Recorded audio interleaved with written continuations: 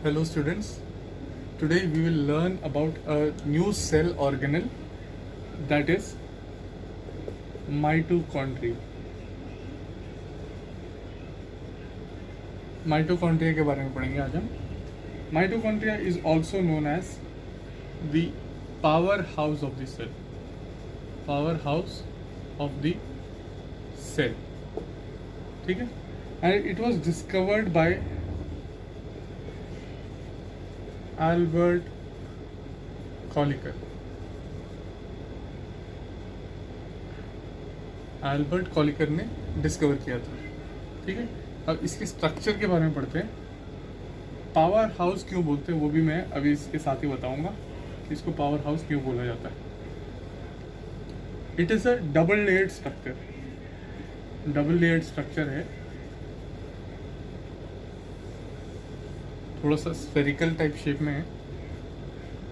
Outer membrane, this is the outer membrane and the inner membrane has foldings.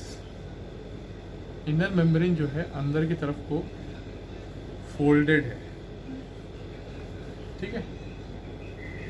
And these foldings are called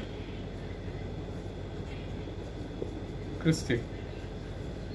ये foldings को हम cristae बोलते हैं, ठीक है. इसके अंदर लिक्विड टाइप प्रेजेंट है, जेल टाइप, एक जेल सब्सटेंस है and that substance is called matrix, ठीक है, जो सब्सटेंस है. और इसके अंदर डीएनए के स्ट्रैंड्स भी होते हैं. डीएनए भी प्रेजेंट होता है. डीएनए और राइबोसोम्स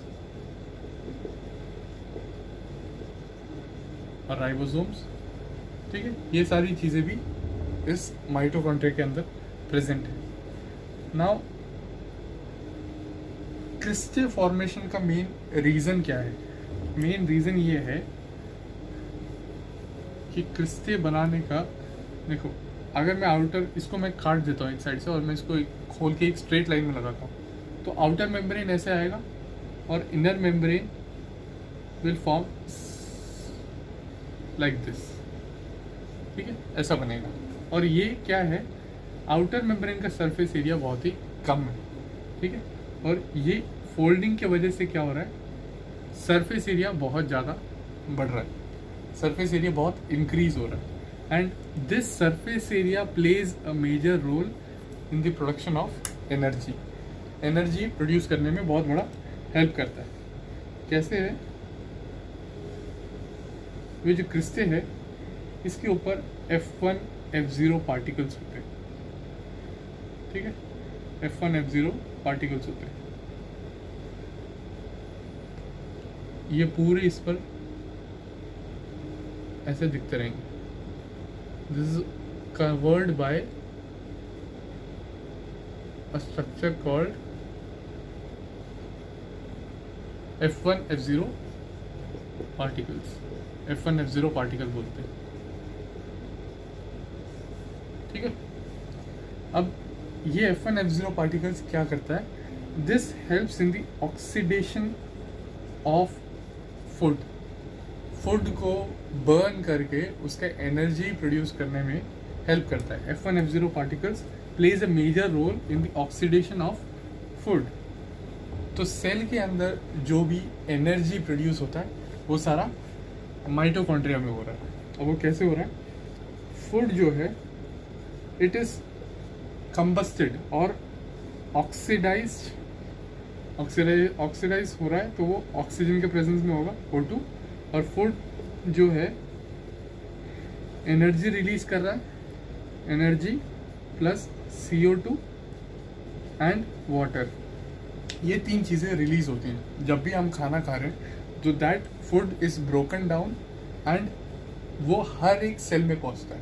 वो हर सेल में उस फूड को, जैसे कार्बोहाइड्रेट्स, प्रोटीन्स, फैट्स, ये तीनों चीज़ें जो सेल में पहुंच रही हैं उसको यूज़ करके ऑक्सीजन के साथ और इसको ऑक्सीडाइज करके, ऑक्सीडेशन प्रोसेस कहते हैं इसे, ऑक्सीडेशन होके वो एनर्जी प्रोड्यूस करता है. And this energy is produce by F1F0 particles.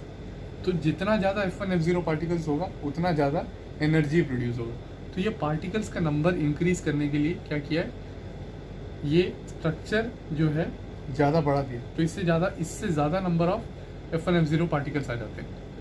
ठीक है, तो ये एनर्जी भी इंक्रीज हो रहा है, एनर्जी का प्रोडक्शन भी इंक्रीज हो रहा है। और एनर्जी के साथ साथ रिलीज होता है कार्बन डाइऑक्साइड और वाटर। कार्बन डाइऑक्साइड जो है हम रेस्पिरेशन के थ्रू बाहर निकाल देते हैं अपनी बॉडी से, ठीक है। और वाटर जो है, most of the water is used by our body, हमारा बॉडी ही वाटर यूज करता है। अगर एक्सेस आता है तो उसको यूरिनेशन के थ्रू बॉडी एलिमिनेट कर देता है, ठीक है। और ये जो एनर्जी प्रोड्यूस हो रही है, the energy produced by F1F0 particles is in the form of ATP, ATP molecules कहते हैं, ठीक है। तो F1F0 पार्टिकल्स ATP मॉलिक्यूल्स बना रहा है। ATP मॉलिक्यूल्स क्या है? ATP is a form of energy. ATP का फुल फॉर्म है एडेनोसिन ट्राइफॉस्फेट, ठीक है। ये एडेनोसिन ट्राइफॉस्फेट बना रहा है। और ये ATP मॉलिक्यूल्स जो है ये अब मैट्रिक्स के अंदर आ गए, ठीक है। F1F0 ने बनाया और ये मैट्रिक्स के अंदर आ गए, और ये सेमी परमेएबल मेम्ब्रेन इसको रिलीज कर देता है, ठीक है। ये ATP अब ये इससे बाहर निकल के जिस सेल ऑर्गेनल को चाहिए, एनर्जी जिस ऑर्गेनल को या किसी सेल को भी जब जब चाहिए तो वो पहुंचाने का काम माइटोकॉन्ड्रिया का है, ठीक है। मेन है formation of ATP molecules through the oxidation of food, The next cell organelle is plastid. Plastids are only present in plant cells. सिर्फ प्लांट सेल्स में होते हैं, और कुछ कुछ एल्गेस में या फिर यूकैरियोटिक सेल्स में होते हैं। मेनली प्लांट्स और एल्गेस में ही होते हैं, ठीक है। इसको हम कलरिंग पिगमेंट या कलरिंग एजेंट भी बोलते हैं। प्लांट्स के केस में जो भी कलर्स प्रोड्यूस करता है वो प्लास्टिड्स की वजह से होते हैं। And plastids are of two types. First is leucoplast, और सेकंड है क्रोमोप्लास्ट, ठीक है। ल्यूकोप्लास्ट जो है ये कलरलेस होता है,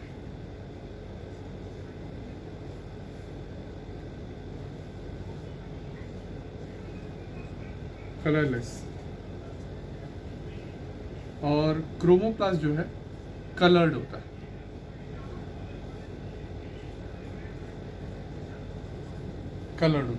ठीक है। अब ल्यूकोप्लास्ट जो है कलरलेस है, तो वो हमेशा उन प्लांट के उस पार्ट में रहता है जो लाइट को एक्सपोज ना हो, ठीक है। Present in those parts which are not exposed to light,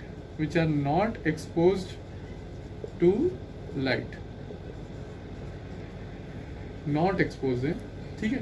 तो मेनली ये जो ल्यूकोप्लास्ट होते हैं वो ज़्यादातर रूट्स में होते हैं। तो प्लांट जो सॉइल के अंडर है, ठीक है, सॉइल के नीचे जो पार्ट है उसमें मेनली ल्यूकोप्लास्ट होता है, ठीक है। And the chromoplast is present in different parts of the plant, जैसे स्टेम हो गया, लीव्स हो गए, स्टेम, लीव्स, फ्रूट्स, फ्लावर्स, जो भी हो गया उन सब में क्रोमोप्लास्ट प्रेजेंट होता है, और क्रोमोप्लास्ट की वजह से ही कलर आता है, ठीक है। अब क्रोमोप्लास्ट में दो टाइप होते हैं। क्रोमोप्लास्ट में जो दो टाइप हैं,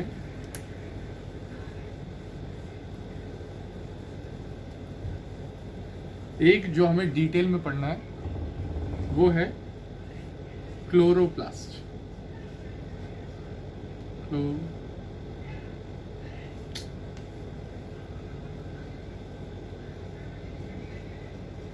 chloroplast, and this pigment is responsible for the green color of the plant. ठीक है, सारा जिस पार्ट में, प्लांट के जो भी पार्ट में ग्रीन कलर होता है वहाँ पर क्लोरोप्लास्ट प्रेजेंट, क्लोरोप्लास्ट के वजह से ही ये ग्रीन कलर दिखाई देता है. So it is a green pigment भी बोलते हैं इसे. ठीक है, और क्लोरोप्लास्ट एक अलग डिवीजन है क्रोमोप्लास्ट के अंदर.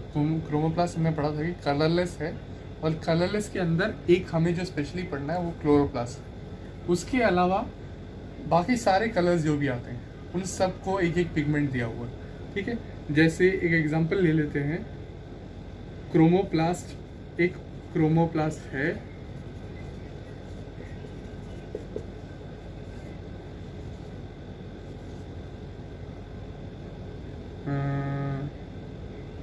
लाइसिन नहीं, सॉरी, कैरेटीन बोलते हैं. कैरेटीन जो है it is responsible for the orange colour.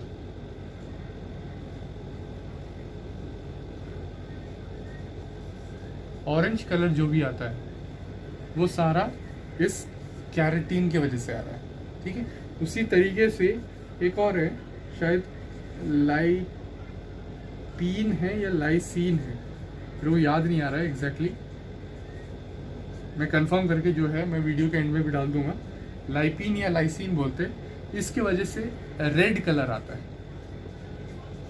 Red colour जो है वो लाइपीन या लाइसीन, जो कंफर्म जो है मैं वीडियो के एंड में डाल दूंगा. तो इसके वजह से वो रेड कलर आता है. तो टोमेटोज हो गया या फिर कोई भी फ्रूट्स जो भी होते हैं उन सब में ये रेड कलर का जो कलर जो आ रहा है वो इसके वजह से आ रहा है. उसी तरीके से ऑरेंज कलर जो आ रहा है वो कैरेटीन की वजह से आ रहा है. ऐसे ही डिफरेंट कलर्स के लिए डिफरेंट पिगमेंट्स यूज़ किए जा रहे हैं, और वो सारा क्रोमोप्लास्ट के अंडर आता है. जो भी कलर्ड वाला आता है वो सारा क्रोमोप्लास्ट के अंदर आता है.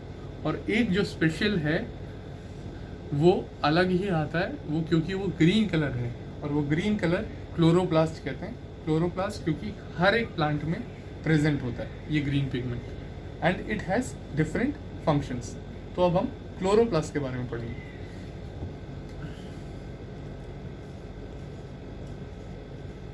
Now we learn about chloroplast.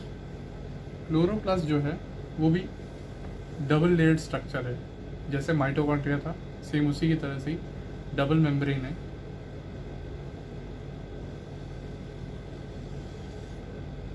ठीक है, इसके अंदर फ्लैटेंड सैक्स होते हैं.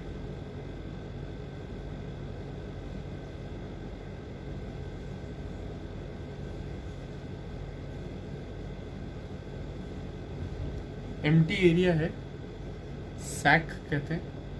ठीक है, एम्प्टी एरिया, और ये फ्लैटेंड है, मतलब बिल्कुल ही फ्लैट, एकदम फ्लैट सरफेस है.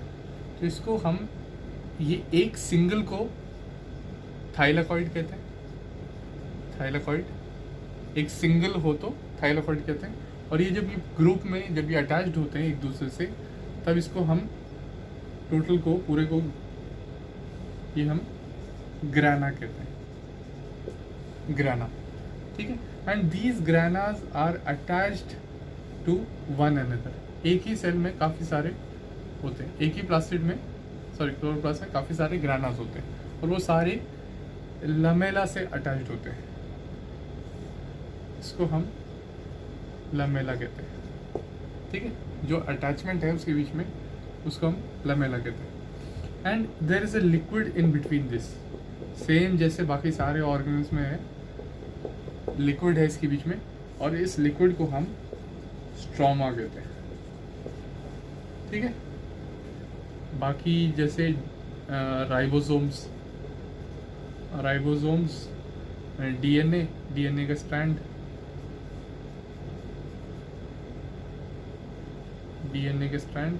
ठीक है, ऐसी सारी चीज़ें इसके अंदर प्रेजेंट होती है. Now the main function of chloroplast की ग्राना के अंदर क्या होता है? ग्राना के अंदर क्लोरोफिल होता है. ये दिखाने की ज़रूरत नहीं है, लेकिन ग्राना के अंदर क्लोरोफिल होता है. और हमने पहले भी क्लासेस में 7th 8th में सब पढ़ा है कि क्लोरोफिल के प्रेजेंस में फूड ये होता है, फूड प्रिपेयर होता है.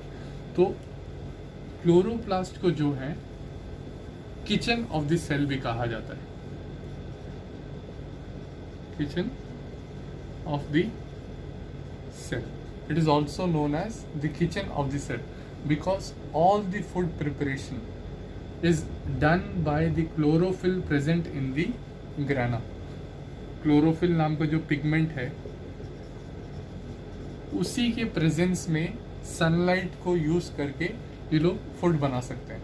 And those that function is done by chlorophyll pigment and it is done in the presence of sunlight. ठीक है.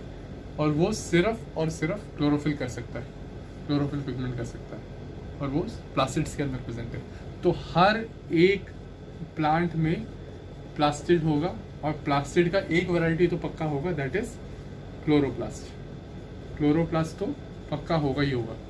बाकी ल्यूकोप्लास्ट, अब जो भी फूड क्लोरोप्लास्ट ने फॉर्म किया है, ये जो जिसमें जो भी फूड बन रहा है वो सारा जाके स्टोर होगा ल्यूकोप्लास्ट में.